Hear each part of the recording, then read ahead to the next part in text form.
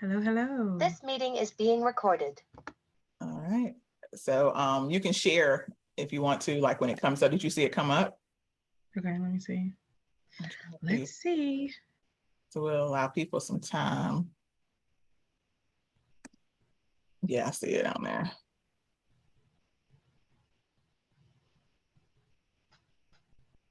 Okay, so we'll just allow a few minutes before we get started. Okay. While people join. And you can just share it to your page, share it to other people, tag them, however you want to do it. Okay. Yeah, I see it on there. Oh yeah, let me turn this down. Join. Okay. Because I do. So now, do you have any feedback? No. Oh no, I don't Okay. have any now. Okay. Okay. Sweet. All right, so I see a few people on. People are starting to join. And thank you for those who joined. Definitely say hello in the chat. Hello, I see you, Tanika. Hey, Tanika. Hey, Elaine. Hi. Look, I'm so nervous. So I'll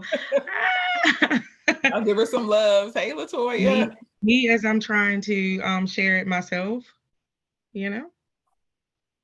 All right, so I'm gonna go ahead and get started to give some of you an overview.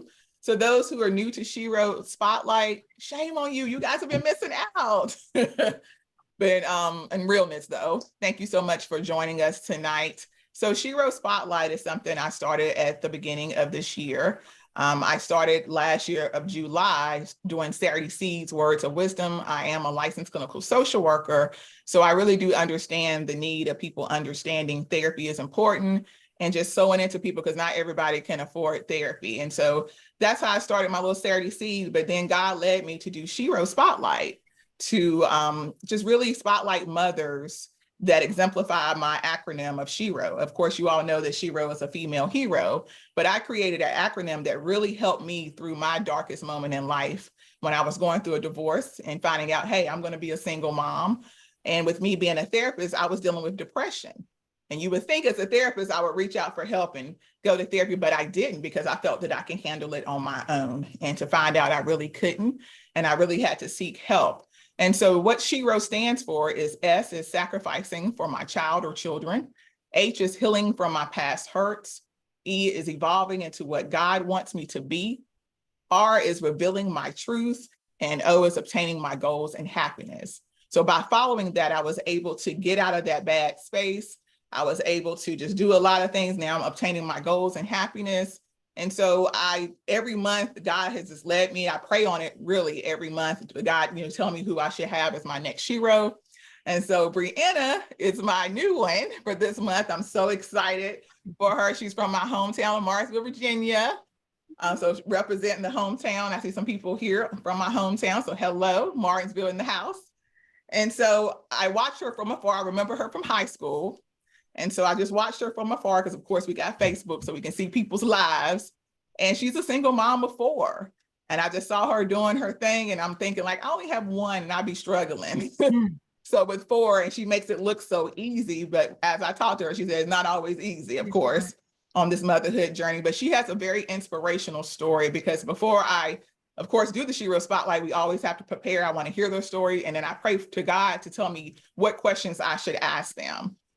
Because again, I want this to be very inspirational because the whole goal of this is to let other people know who may be going through the exact same thing that you're not alone. Because during that time when I was depressed, even though I'm a therapist, I know people deal with depression, I felt alone.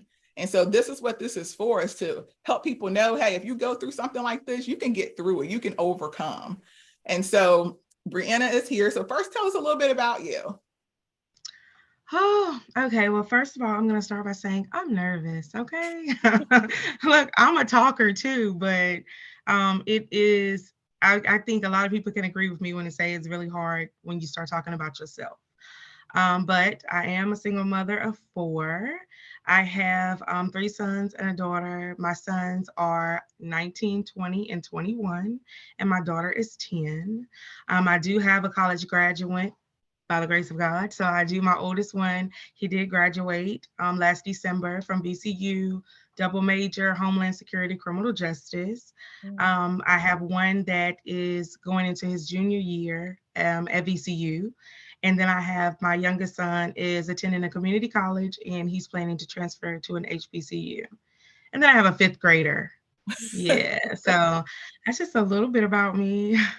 Awesome. Now say those ages of those kids again. Y'all pay attention now. 19, 20, 21, and 10. And look how good she looks. Okay. Well, thank you. So you were a teen mom. And sometimes, as being teen moms, we have a lot of people have a lot of scrutiny as teen moms. People Yes. looking down upon you. So talk about some of those adversities. Okay. Well, I will say I did take notes because again, I talk not so well about myself. So I did take notes. So if I look over to the side, it's because I'm checking, make sure I don't babble and stuff. But yes, let me see. As a teen mom, what I can remember I can remember missing a lot of days of school. I graduated high school pregnant. I can remember being sick, sick, sick. I can remember fighting to be in the top 10 of my class because I was always, a good student. Mhm. But I can remember fighting because I missed so many days that equaled months, at a time from school for being sick. I can remember just competing for that top 10 spot in my class of 2000. And then I can remember a group of teachers having a meeting about me finding out that the meeting was about was I should I did I exemplify the qualities of being on the National Honor Society because I was pregnant. So Wow. they felt like because I was pregnant, I didn't possess that leadership to be able to be accepted on the National Honor Society. Through it all, I did. There was a teacher who fought for me. I never got to know the names of those people who were against me, but it's okay. I did end up graduating top 10 of my class, pregnant.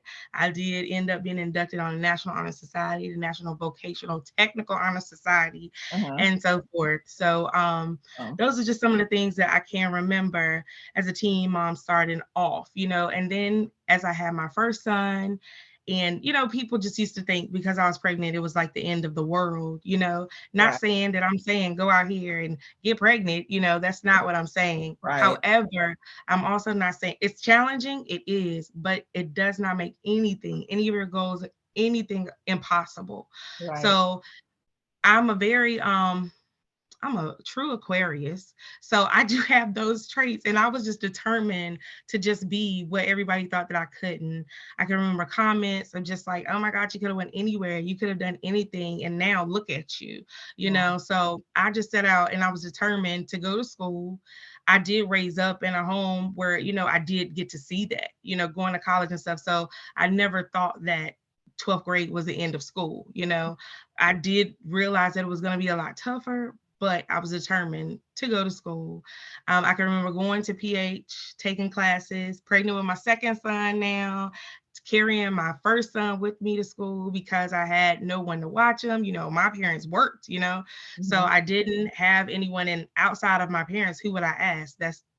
I didn't know, what I'm saying? I've never been a person to ask people for help. So I took my son with me to school. God rest her soul. Susan Christian was amazing. Uh-huh. She was a professor at PH, and being able to, that was like another stepping stone, being able to be amongst people, because I started school at early childhood. So Mhm. being able to be amongst people who loved youth, who were going to school for this, who understood, it was great. I took him to Wow. school. I can remember him as a toddler just throwing the ball around the classroom, hitting people upside the head, and the teacher never skipping a beat, you know. Right. So that was major. And that was a major part of my success because when I think back, it's just, I don't know. Like, I don't know what way it could have gone if I didn't have that early support system from complete strangers, complete strangers who didn't know me, but just took me in and allowed me the opportunity to go to school and bring my son along with me. So I don't know. So how did you That's some of feel when the you did obtain your college degree? Because I know I'm going to share with the people about that and how long it took you to get there. oh my. So I graduated high school in 2000. Whoop, whoop, class 2000, Law Park Lancers. Okay. But I actually obtained my bachelor's degree from ODU through PH 2012.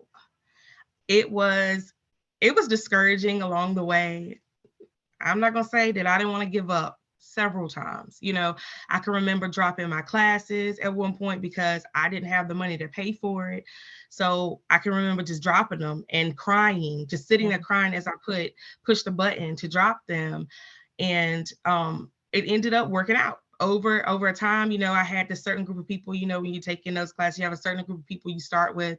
So I had a friend who kept all her books, so that when I did go back, that was something I didn't have to purchase. When I went back, I was able to pay for it. You know what I'm saying? And of course, anytime you pay for something, you appreciate it a little more. Right. So I was able to do that. So that was just another push.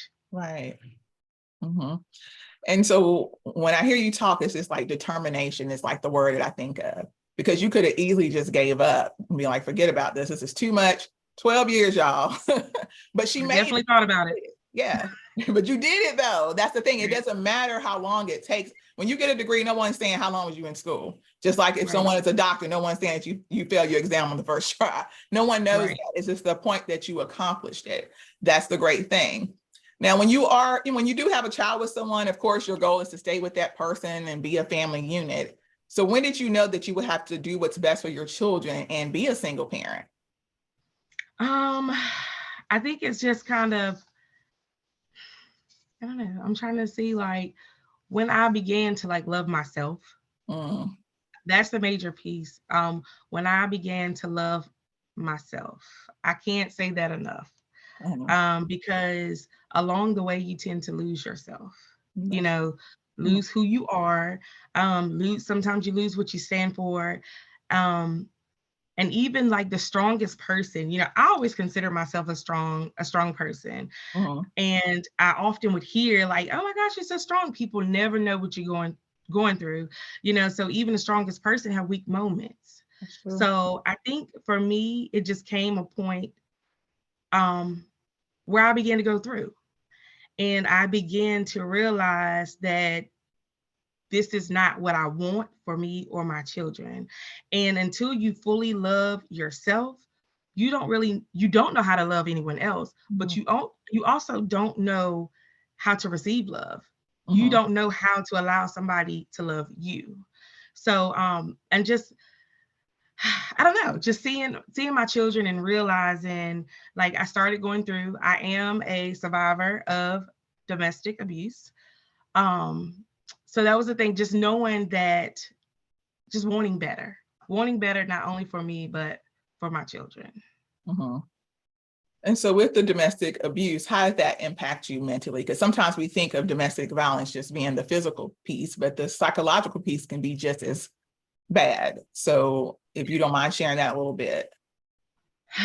um, it affected me then, and it still does. So that's the thing. Like, I've always wanted to kind of talk. Take your time. And so while Brienna is getting herself together, I just want to share with you all, this is so courageous for her because she's never shared her story. And she kind of went back and forth, but she was going to share her story because she still deals with it. And then also, just sometimes with victims of domestic violence, it's just the ridicule behind it. And I have been a therapist for domestic victim violence, and a lot of times they keep it to themselves for many, many years. And so it's a lot of trauma. And so for her to decide today that she wants her voice to be heard about this, I was so honored that she wanted to do this on my platform. And so I know it's difficult for her, but I'm so proud of her courage. And Brienna, you're getting so many hearts and love in the chat for you doing this. So yeah. And so again, it is, and yesterday was National Love is Kind Day. And it's celebrated every July 27th and started, I think, in 2018. It's to celebrate the victims that have escaped domestic violence. It's to celebrate their freedom and independence from the abuser. And so I just want to celebrate Brienna today for escaping that, because a lot of people don't. And I used to work with domestic violence victims as well when I worked for Child Protective Services. So, we having to remove children from the home and different things like that. And you would think, like, why they just won't leave the person? But like I said before, a lot of times it's more emotional than anything. They start with little stuff. like, telling them what things not to wear. Then it becomes bigger, isolating them from their friends. And then it becomes isolating them from their family. And then before they know it, they're being controlled by that person, and it becomes a cycle because that person will abuse them. But then the next day they might bring them flowers and tell them how beautiful they are, or baby, I'm sorry. And please don't get it twisted. It's not only females that get abused, it's also males. Sometimes males are less likely to report it, so the numbers are a little bit skewed when it comes to that and the stats. And I just wanted to share some stats with you all today. 1 in 4 women, 24.3%, and 1 in 7 men, 13.8%, age 18 and older, in the U.S. have been the victims of severe physical violence by intimate partner in their lifetime. Almost half of all women and men in the U.S. have experienced psychological aggression by intimate partner in their lifetime. And intimate partner violence alone affects more than 12 million people every year. So it's a lot. And it's important that if you're not in an abusive relationship, if you have a friend or family member, to be vigilant, to watch for those things. And Brienna, do you mind sharing like some of the signs when you look back now in that relationship? What were some of the signs? Well, first I want to say, don't ever say what you won't tolerate or what you won't go through, because you never know until you actually are put in that situation. But I can just say, just like I said, I always consider myself a strong person, but even if you're constantly told certain things, even the strongest person will start questioning themselves. You'll question yourself like, well, am I stupid? Like, will anybody else ever want me for real? Like, you start questioning yourself once you can hear something over and over, just kind of falling back away from people. And I still have that problem now. Like, I tend to, when I go through something, I shut down completely. Those who are really close to me know that, and they know how to just give me that time. But the shutting down, like, not I don't know, not being as present sometimes as well. For me, I joke all the time. Now, people will say that's just who I am because I've always been that way. But in hindsight, when I think back now, is it I'm that way because I made myself basically laugh to keep from crying? You know what I'm saying? I always had a joke, close to, really afraid to get close to people, and trusting, major trust issues, because you still continuously like question yourself, your abilities, and things like that. So just kind of sometimes I feel like I'm overcompensating and I'm joking so much, but it's really hurting. Wow. So things like that. Right. And what are some things that friends and family can look for? Because sometimes, again, the person's not going to come right out typically to say, hey, I'm being abused. A lot of times they're in denial. So what are some things that, like I said, family and friends can look for, or maybe things they can say to help? I would just say paying attention to your loved ones, because I can honestly say, for me, a lot of times my encouragement came from people who didn't even know me, because it's like they would just see something in me. Because a lot of times your own people, your own circle tend to, maybe they notice it, but they're afraid to speak up about it. Or maybe they just are blind to it. Maybe they just don't see it. Maybe you're just so good at covering it up, you know what I'm saying, that they've gotten used to the person you've become instead of the person you really genuinely are. But I've had a lot of people who were actually outside of my circle, or has maybe on a job that I've gone to and I've started and I'm this certain way. So they pay attention to certain things. It's just like, are you okay? Like, you're not joking like yourself. You're like, something is off, just simple things, like simple things of how they're carrying themselves, how they're looking, how their body gestures, of how they're just like a little more sunk in, not as confident, stand-in posture. Just not trying to be on the scene, just, you know what I'm saying, just keeping to themselves, falling back, and just not want to talk about it. Right. That's a very Because a good lot of times point. don't want to talk about it. And for me, I will say,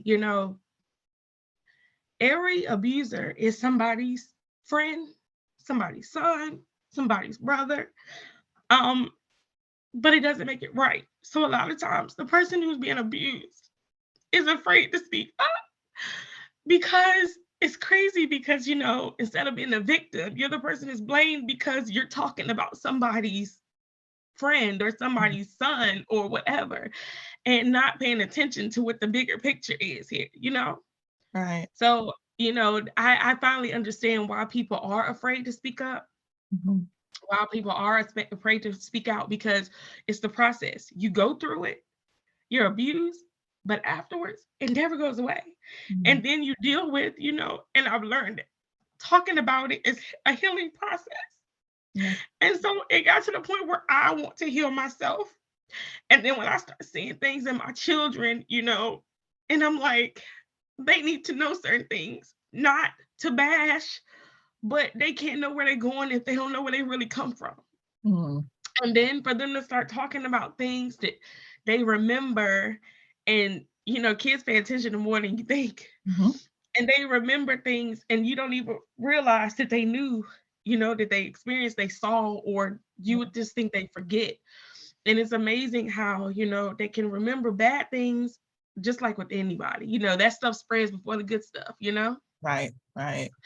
So it became bigger than just me. This Mhm. whole process is bigger than just me. It's about my kids too. And it's one thing for us as parents to be like, it's me, I'll deal with it. But when you love people more than you love life and yourself, that's when it becomes like enough is enough. Right. When you start seeing that things are hurting them, then that's when it's like, okay, something has to give. Right. Wow, you said so many great things in that.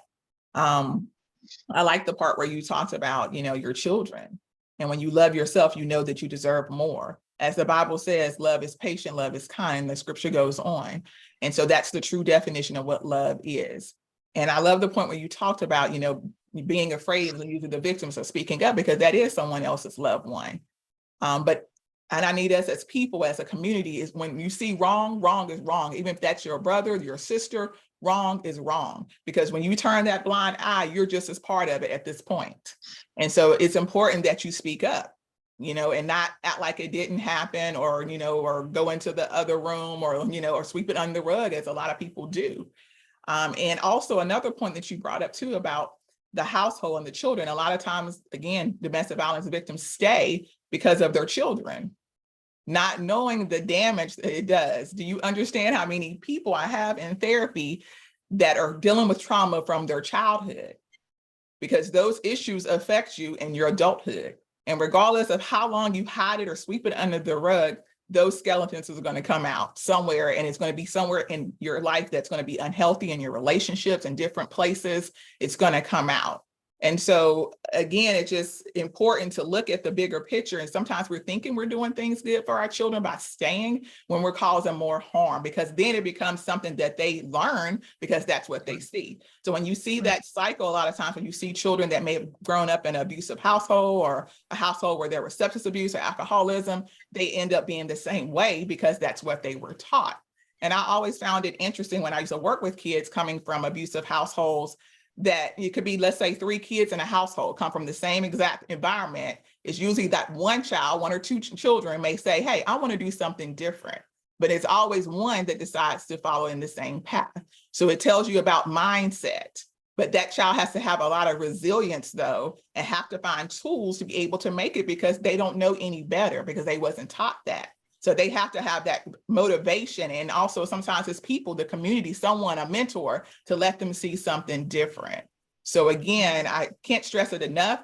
If it's your loved one that's being the abuser, if it's wrong, it's wrong, and you need to check them. That's just point blank, period, or call for help or whatever. But I did put the National Domestic Violence Hotline in the chat. If anyone is dealing with that, or if you know someone, they're open 24/7. And they are there to help. And also they can find domestic violence shelters for people who are ready to leave abusive relationships, because it is so important that you get the help that you need. And just stepping out is a huge step for anybody who's been abused. And like I said, I've worked with domestic violence victims. Trust me, it's the most scariest thing for them to decide to move away, or to go into a shelter, or to seek help, because they're looking over their back constantly that that person is going to come for them, or going to find them, or going to find them and their children, going to hurt them. So it's really a huge thing. And I just, again, I commend you Brienna, for stepping up today and sharing this. So you've got so much love in the chat here. You all show Brienna some love because it takes a lot of courage to do this. I had to finally tell myself, I did pray about this thing. And it's just like, I decided like, I can't, like, I'm tired of hiding my truth and not being afraid to speak my truth to pacify somebody else's reality. That's right. Like, so, I mean, and I wrote this poem. This has been a while ago, so I was going to share it. I mean, it's real and it's my reality. And it's been some years ago, but it was called My Purpose because I juggled over time with just knowing what's my purpose, So I just want to share that if it's okay. Bear with me. Growing up, hating to go home, smiling on the outside but crying inside, I thought, what is my purpose? The arguing, the fighting, then the silence, unhappy home. Is this really what my life is? God, what is my purpose?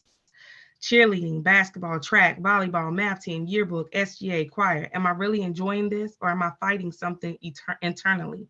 What is my purpose? Standing up for others while being bullied myself, so tall, so frail, so light. Am I ugly? Do these kids really define who I am? What is my purpose? Looking different from my immediate family, the red hair, the freckles, even my fair skin. Is this where I belong? The thoughts were so frequent. I just longed for my purpose. Teenage pregnancy, the whispers, the stares, the disappointment others had. Did I care? Was I bothered? The uncertainty. As I wondered, is this my purpose? My first, my only, 9 years, 3 kids, community college, work study, no money, the abuse, no way out. Why me? Is this my purpose? Walking away, moving back home, starting over, scared to death, lack of self-confidence, and feeling lost. Lord, I know you never said it would be easy, but this can't be my purpose. Going back to school, dating, brokenhearted, pain, my daughter, unstable, wanting more from life, determined to find my purpose. Disconnecting myself from the world, depression, crying, self-blame, hate. I just wanted it all to end. Lord, please help me find my purpose. Taking it out on my children, seeing their pain, turning to God, praying, crying, self-reflection, and determination. Oh, purpose, I'm coming for you. Embracing my freckles, rocking my red hair, standing tall with my head up and chest out, heading straight for my purpose. Dropping dead weight, meeting new people, learning who wasn't for me, refocusing, stepping out on faith, and never looking back, one step closer to my purpose. Blessings falling, the devil still working, God blocking every attempt, my kids growing closer to Christ. Yes, I'm getting excited about my purpose. Being happy by myself, goals being met, happy home, smart kids, getting paid to do my passion, stress-free, because I decided to let go and let God. God, you assured me that I have purpose. Lord, I trusted you, you covered me, and you guided my footsteps, and at times you held my tongue. You reminded me who I was and that I stand for something. Thank you for allowing me to see my purpose. Yes, my sister, that was beautiful. Yes, I see the love in the chat. Yes, that was so beautiful. I like when you say, I'm coming for you, purpose. I love that. And there's your determination again. Love it. And so now we're going to jump into something else. You have 3 boys, as you talked about, but actually they're men. Let me stop calling them boys because they're men now. So let's talk about raising African-American males as a single mom. So I know tragedy struck in 2012 when their father was killed. So how did his death impact them? Well, it actually impacted them more than I realized because it had been years, it had been about 4 years since they had seen him or talked to him. So, I mean, us just trying to go on, pick up, make a family ourselves, become okay with being by ourselves. I overcompensated. We never missed anything. We didn't miss a monster trucks. We didn't miss a wrestling. I tried to take them places. I started something. I took them to a different state every summer, just trying to make sure they didn't lack because it was 3 of them and 1 of me.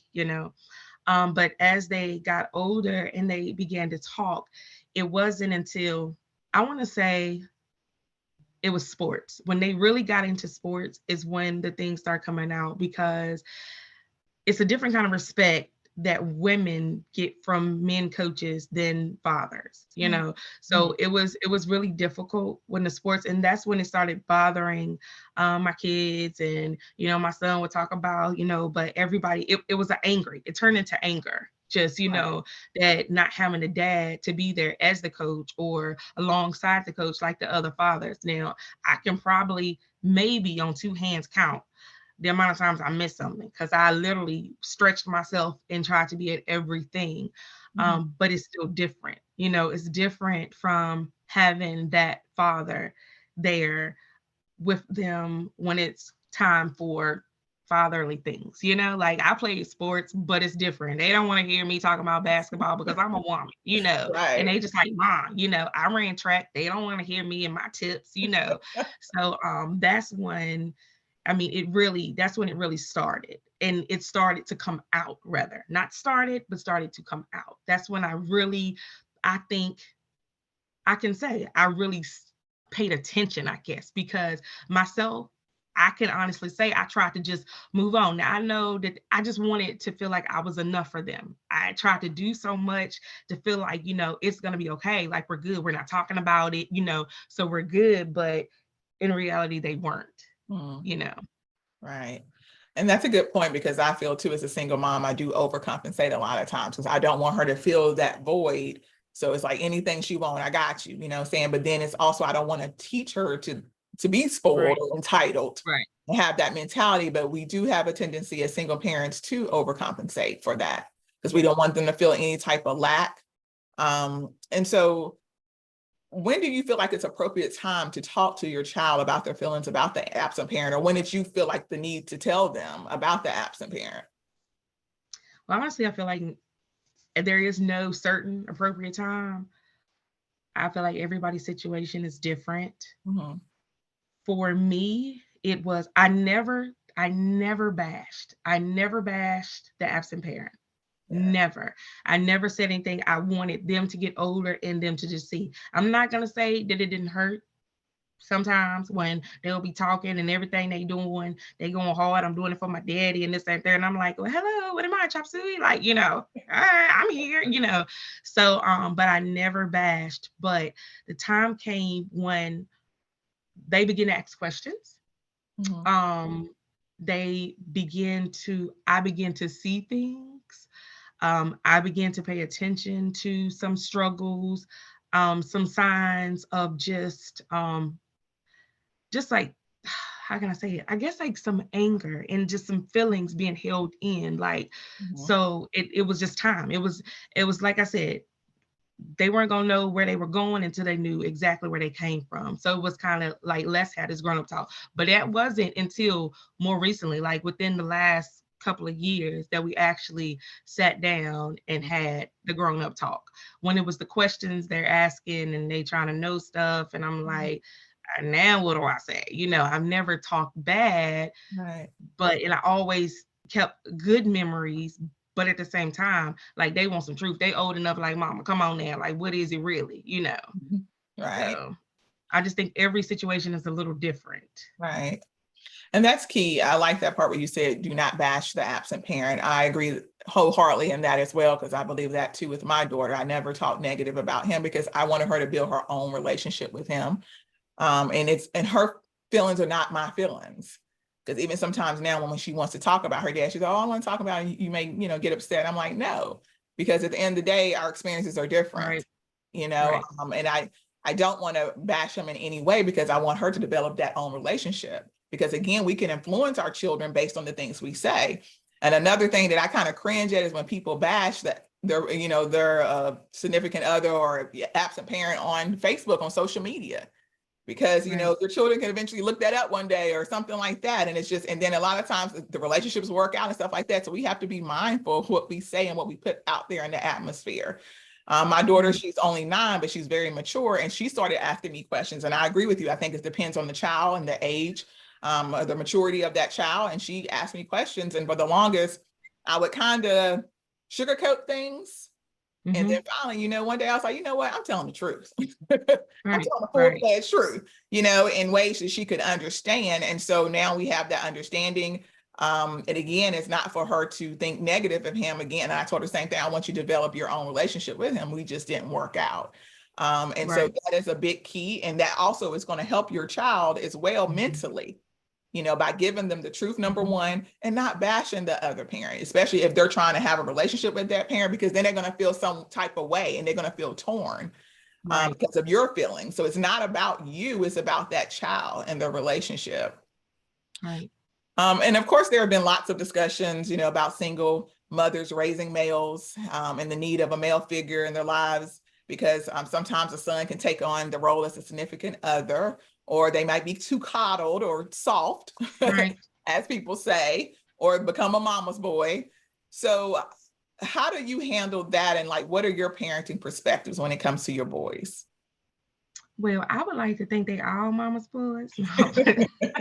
No, but I mean, but I always tell them, like, I can't teach you how to be a man. I can't.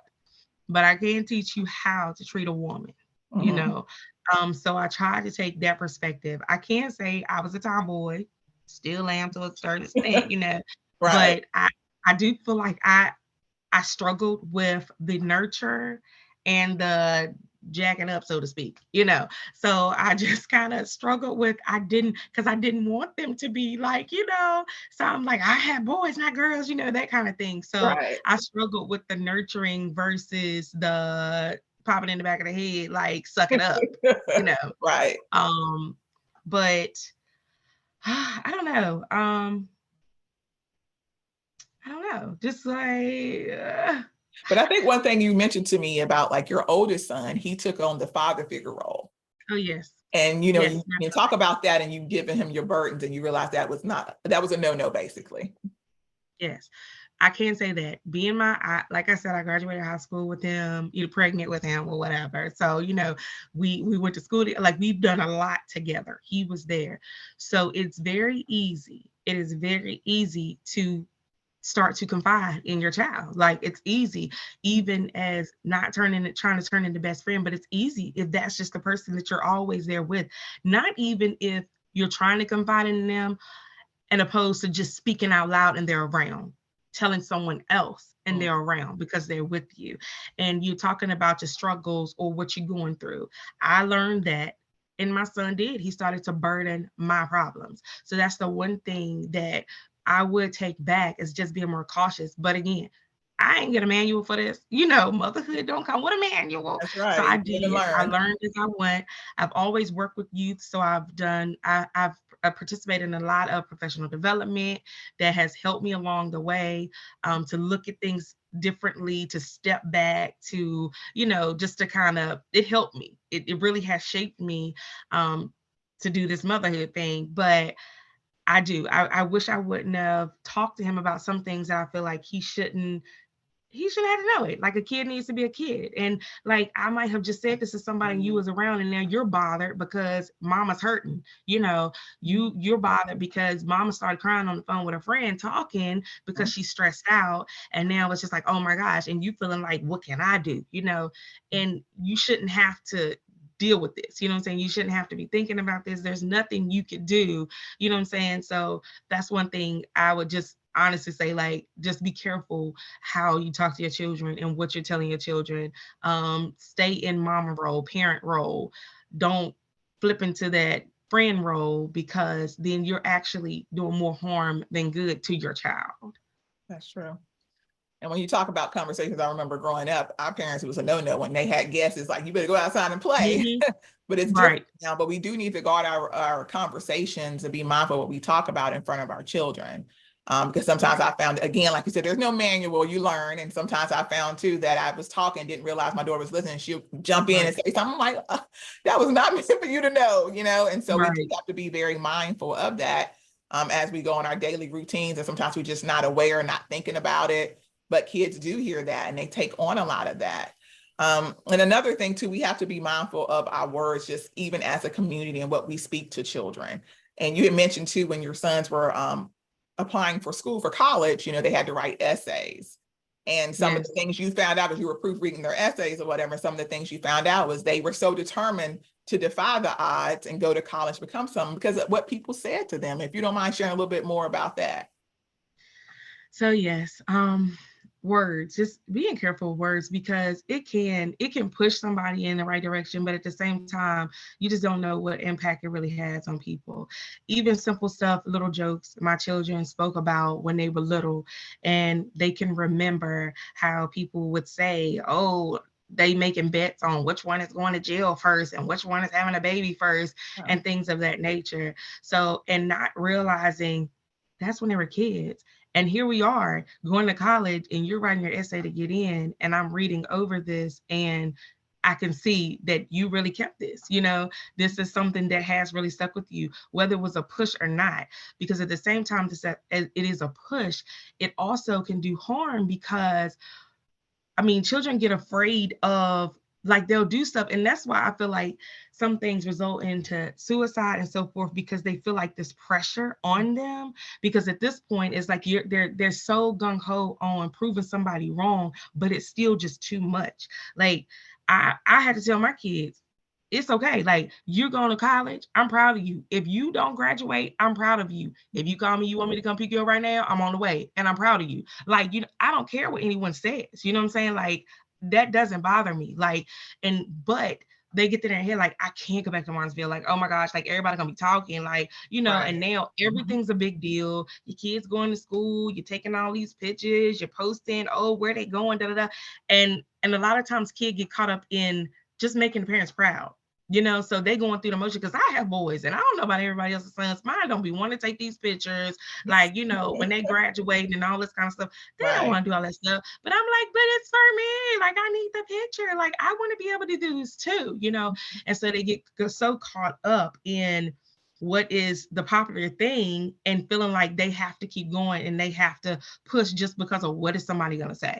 What is somebody going to say? And then it turns into too much pressure. Mhm. I've had that. I've had to go through that with mine. I'm not ashamed to say. And I tell them, if you want to come home, mama coming to get you on two wheels, wide open. You come on back home, because I also know their determination. I had to tell them, yes, we push school. We want you to go to school. Yes, get your education, because that's where the world is going. But there's also so many trades. There's so many other things that you can do Right. legally to make money. You like, there's so many things you can do. So no, you don't have to. If school is not the thing for you, don't stress yourself out. Trying to stay in here because this is what you feel like I want, or you feel like somebody else is going to say something because you came back home. Right. Exactly.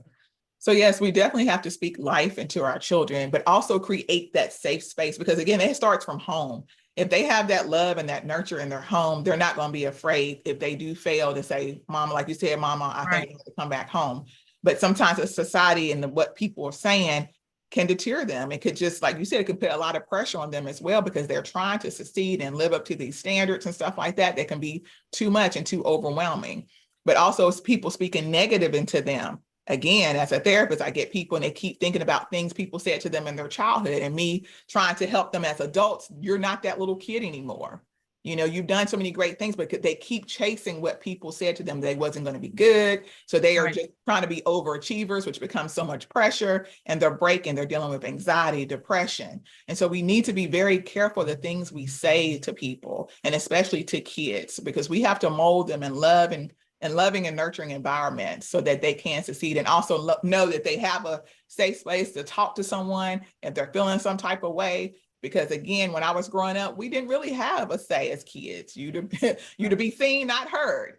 And it's a little different now. We really need to sit down and have conversations with our children. And of course, raising children is hard.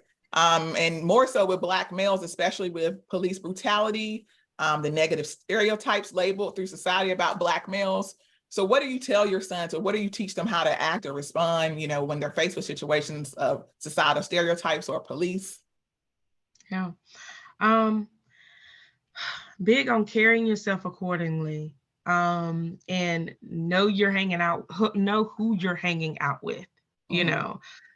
And you really are guilty by association is the worst kind of guilty. You know Right. what I'm saying? That's the worst kind of guilty. So just trying to feed into them. I mean, they watch the news more than I do, so they stay up on that stuff, and they ask questions, and we talk about things, but basically just like don't ever let your pride get in the way of yourself and take over. And so just letting them, the world we live in is all about survival. Mm. So Yeah. and as Black men, as men, I mean, as people as a whole, sometimes pride can get the best of you, Mhm. and feeling like, I mean, everybody doesn't have to be tough. The world cannot be full of a lot of tough people. Tough is not cute. That's what I'm just Right. like, tough is not cute. Like, stay Uh, out the way. Like, stay out the way. You don't have to, I mean, don't be afraid for someone you think is punking you down. You know what I'm saying? What is that? Like, I always would tell them, this is where you're trying to go. Every time, if you're having an altercation with somebody, look at this person. Look at that person. Ask yourself, what do they have to lose? 9 times out of 10, if they going back and forth with you, they probably don't have anything to lose. that's Look right. at what you want to do and where you want to go, Mhm. and just carry yourself accordingly. Yeah, I like that. And I know sometimes asking for help is difficult. And me, I Mm. struggle with that as a single mom. I don't really want my children with, Guilty. with anybody and all that stuff, and so I take her everywhere with me. So how did you end up coming to terms with this, that you did need to seek help sometimes? And what supportive resources did you use or did you have? Well, I'm still working on that. But let me tell you, asking for help is so hard, and I think my main thing is because I I don't ask for help because I'm afraid of being rejected and told no. Mm, Because if I ask for help, I really you need need help, it, you right? know? And if someone rejects me, because it's nothing I won't do for anyone. And I feel like if somebody tells me no and I know that I really need it, it's going to push me back in the shell. So I really try not to ask, which is also just created a whole thing with my children because now they have that issue. And so it's really hard trying to tell them not Right. to be afraid to ask for help when they've always seen mama, you know, not ask for help because they'll throw it back on you. They'll be like, well, how you gonna tell us when goodness Right. So but I'm learning that, and I'm trying to incorporate that with them as I learn, as well. We still learning on asking somebody for help because it's just really hard. It's the rejection for me. It's the rejection for me. But I don't know. As I got older, I did realize that support comes in all forms, Mhm. you know. And sometimes it's not your closest people, like, that it's not your support don't come from your closest people. Sometimes, it comes from, you can have people to say, girl, call me if you need anything, turn right around and be like, Lord, I hope they help, don't call me, and just I mean, but really that's how it Right. is, Mhm. because I've had to tell people, call me, like, and I'm not just saying that because I wouldn't just this ain't just a conversation piece. I mean, call me. But people will say that because that's just something to say. Right. That's just Mhm. right in the moment. Girl, call me if you need anything. You call, it's like, well, Mhm. So a complete stranger can see you and see your determination, see what you're working for, and just kind of watch your patterns and will help you without asking because they're seeing what you need. They're looking at you. They're paying attention to you. You know, so just not being afraid to use your resources, Mhm. and just knowing that assistance come in all forms and fashions. Like I'm gonna share another little small tidbit of me. Like, I'm a very personal person. People know stuff about me, or people think they know some stuff, but I really don't. Like, even when I graduated and I got my degree, people didn't even know I had a degree. Some of my family didn't even know I had a degree until I went to Pledge Delta, and it's like, oh, you got a degree? Like, I checked it off my list because that was a goal for me. I did Right. it, boom, next. So, but my home, I share in the form of my home. Not ashamed to say it. My home is a Habitat home. I speak highly of the organization Habitat for Humanity. I do.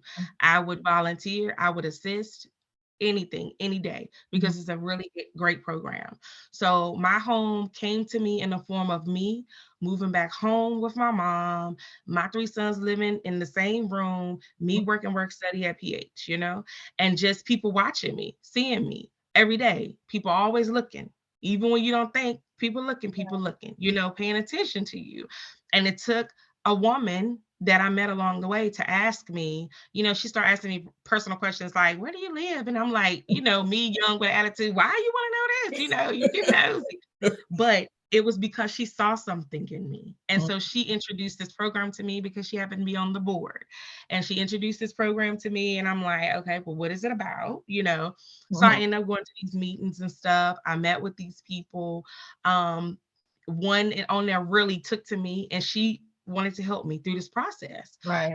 So that's how I ended up in my home. I can remember the day of them calling to tell me they were going to build me a home. I was working part-time at the Kappa House with the teens, and I stepped outside to take the call, and I started screaming. The kids come out, they jumping around with me like, oh my gosh. So Right. I can remember that moment. So, and people, I had to go through stuff with that, the people who thought they knew. Oh, so she living for free, I'm getting all of this negative backlash.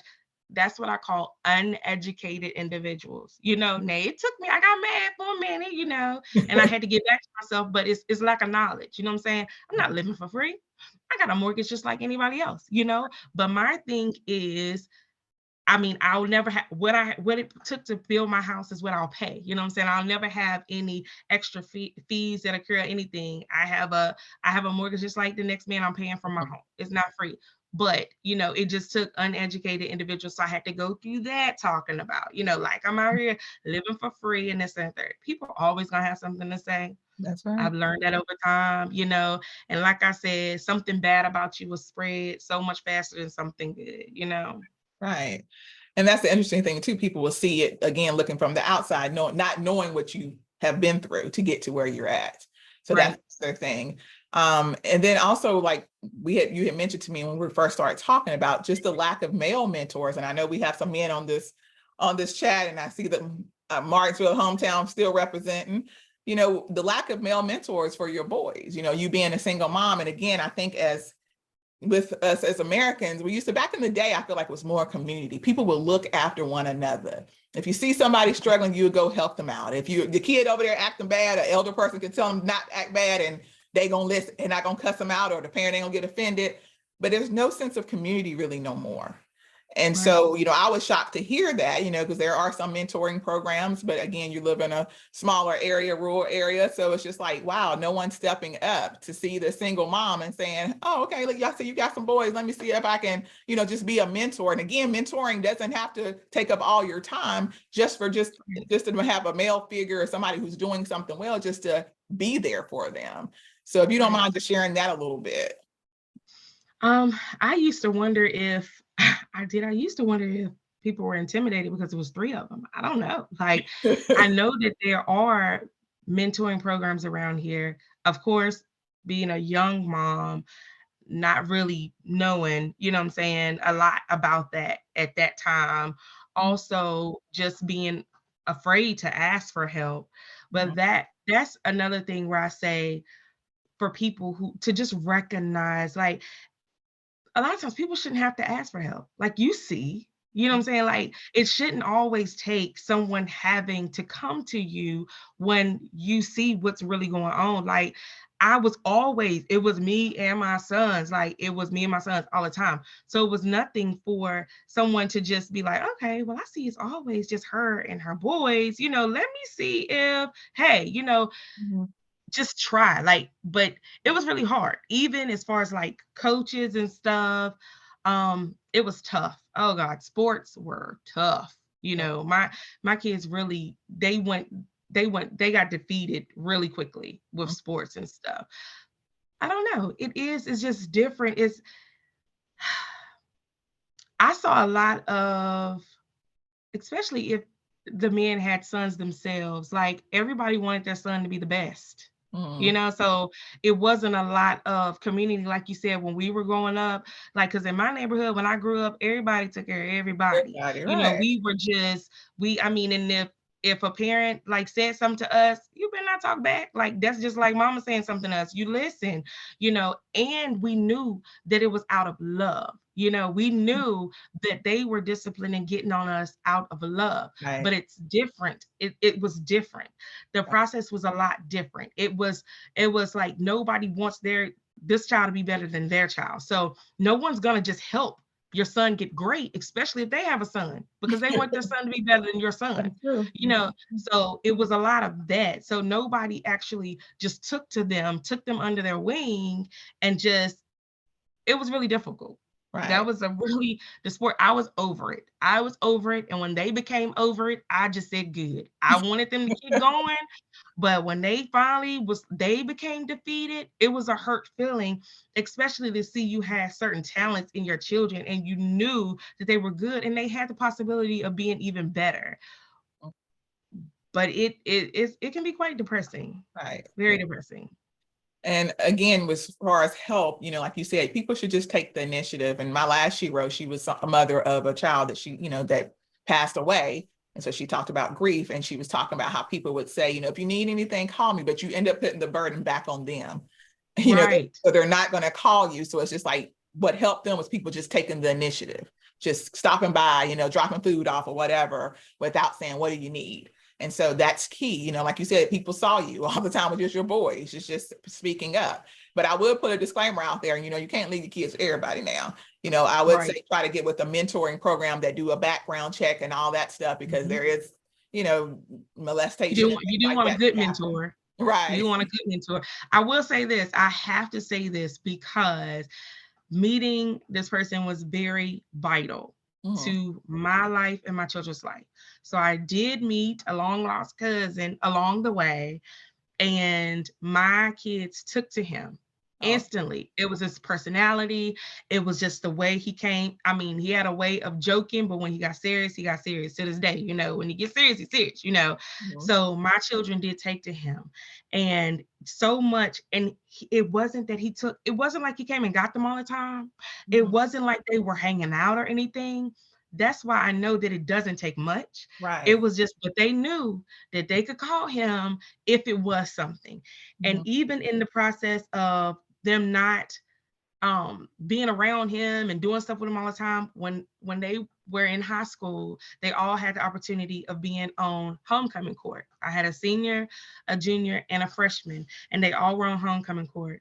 And what I knew, and they had to write, be announced and so forth, and they put his name down when they were called. They put his name down as that male figure. Like, that meant everything to me, because just knowing that they did finally have someone and connect with someone. And that's my cousin, Demario That's Maddox. like Gotta shout him shout him out, shout out. him out. Gotta shout him out, because he's still very important in this community, and he's still, changing lives and doing his thing. So, and to this day, they know if they call on him, he'll be there. And I know that as well. So Awesome. I just really Yeah. appreciated that. And I mean, he came in later in life, and he made a huge impact just in that little bit of time, and not seeing them or being with them all the time and doing stuff.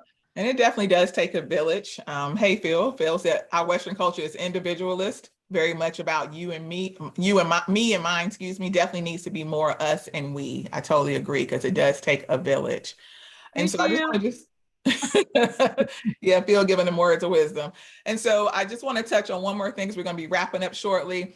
So life outside of motherhood, you've been a mother majority of your life, a huge part of your life. And so now that your three children are adults and you have one left in the house, how do you begin to balance and not be so much in mom mode and do things for you?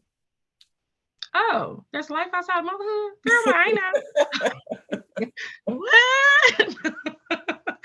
Oh my gosh. Well, you know what? I often ask myself, like, who am I? Who am I outside of being a mother? Mhm. Because I've always had my children, I've always raised them. We just always been together. But that is my happy place. That's my enjoyment.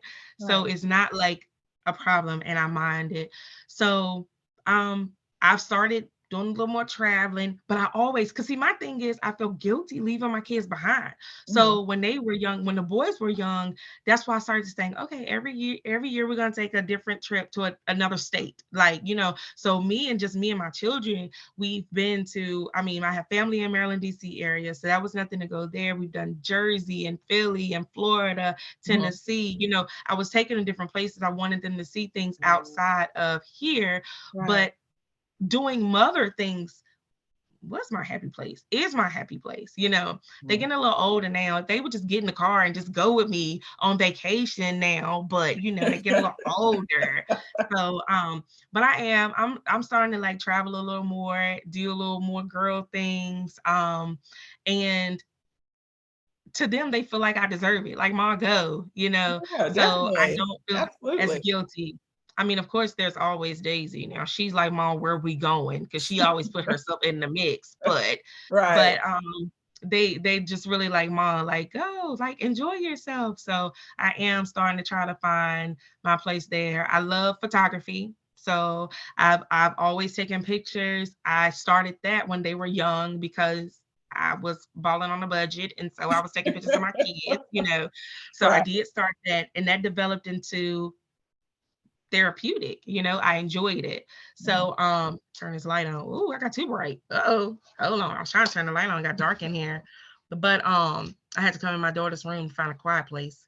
But but yeah, so I started taking doing photography. So I do that. That is a happy place Mhm. for me. I like to draw.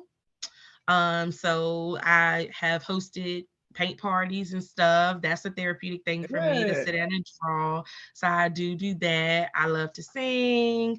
I like spoken word and poetry. So those are just some things that I do that just give me a little piece of peace, I guess you can Right. say. Right. You know. And I'm a big advocate for self-care. And as moms, sometimes we have a difficulty balancing because we're doing it all. And so it is important that you do take out that time to find Right. things to do for yourself, sometimes without the children, because we are And I used had to learn that. to this. I definitely had to learn that because I felt really guilty. I'd be like, oh my God, I'm leaving them. Like I felt really guilty. So But you definitely need that adult time, because when you have the kids, you can't necessarily still be an adult because you're still, minding to the kids and stuff like that. right. You're still in mommy mode. So you do need that downtime of just doing something for you. So through Right. your motherhood journey, what have you learned about yourself? Let me see, because I actually wrote a note or two on that because I want to go on and on. So, what have I learned about myself? I've learned that it's okay to make mistakes. Right.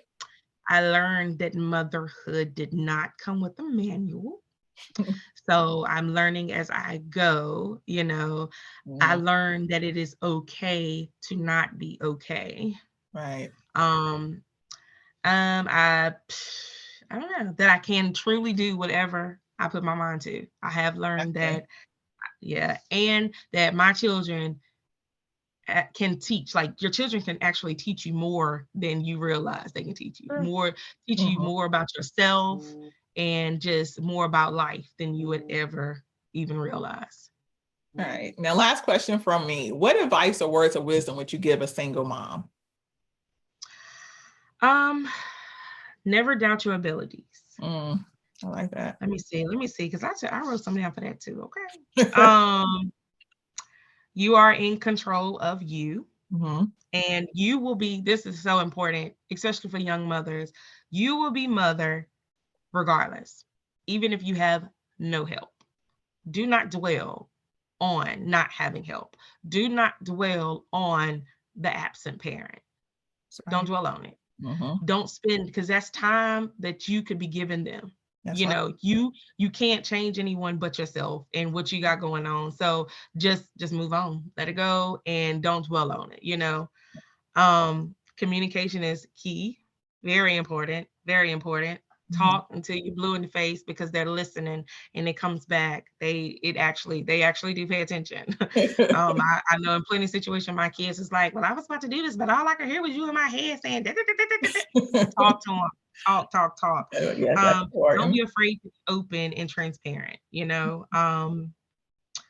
Network, because Mm, again, you never know who God is sending to be a blessing to you. Don't be afraid to network with people. mhm. Forgive, forgiving is healing. So forgive. Yes. Um, and don't ever be afraid to speak your truth for the sake of pacifying someone else's reality. Yeah. Love yourself first. Uh-huh. Love yourself first, because not only can you not love someone else before you love yourself, but Love yourself so you know what it's supposed to feel like, what love is supposed to feel like. So love yourself first. I love all of that. That was amazing. And I just to point out, just piggyback on you about the forgiveness. Forgiveness is not about the other person, it's about you and for you to move forward. And so in having an absent parent and you doing it alone, sometimes you have that resentment that you're the one there all the time. You're the one taking care of them financially. The other person's not helping, all those type of things. But like you said, you got to let that go for the sake of your child more so. And you have to move on, but you have to find that forgiveness too. And it's not, again, about the other person, it's about you. And again, that's part of the healing as well. And so right now we're going to pause. We're pretty much wrapping up. We're going to have Q&A first to see if anyone has any questions for Brienna, and then we're going to have a giveaway.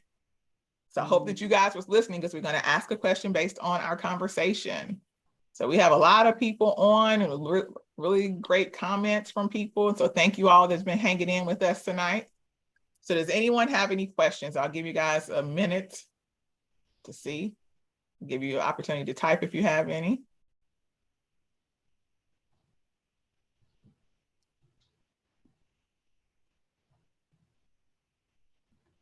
All right. So I think, so if you do have a question, definitely you can still type it in there. We're going to go ahead to the giveaway.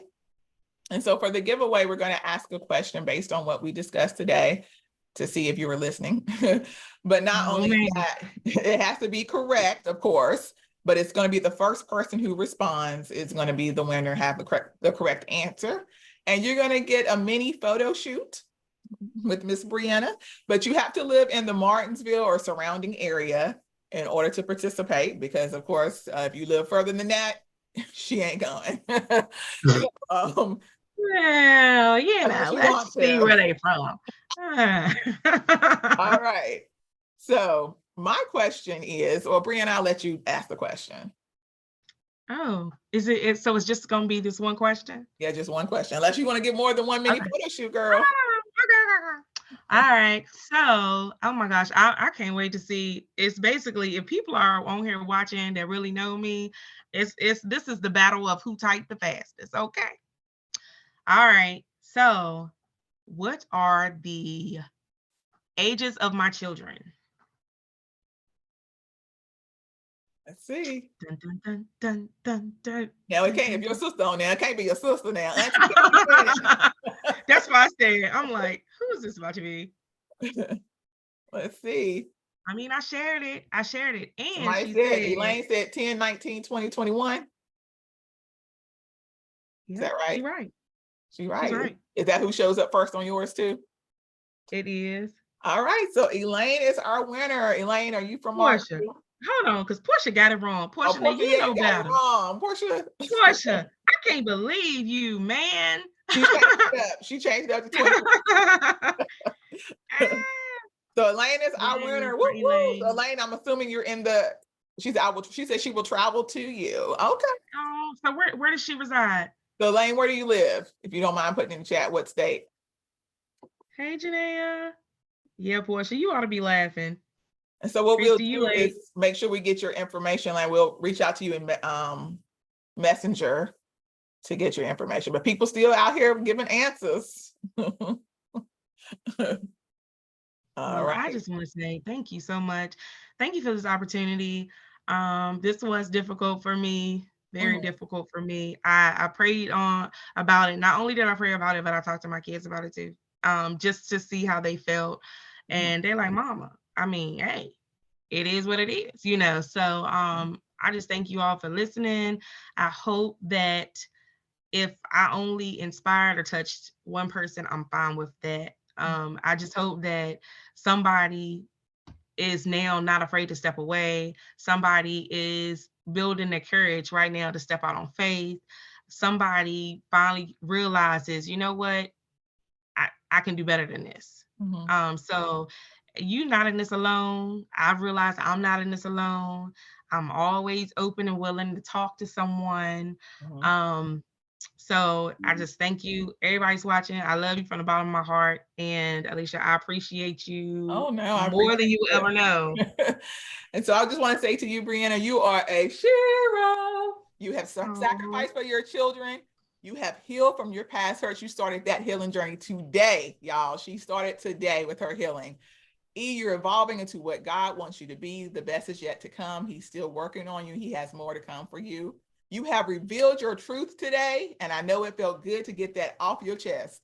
And you are obtaining your goals and happiness. I am so proud of you. And I, again, am so honored that you agreed to do this. And I thank everybody who was on here tonight. I see all the love. I appreciate you all, and continue to tune into my S.H.E.R.O spotlights. If you have missed the other ones, the videos are out there. I have interviewed some amazing women, you know, and you're just as amazing as them. And I'm just so proud of all of you all. And thank you all again for coming on tonight and hanging with us. Thank you all again. Have a good night. thank you. Bye. Bye.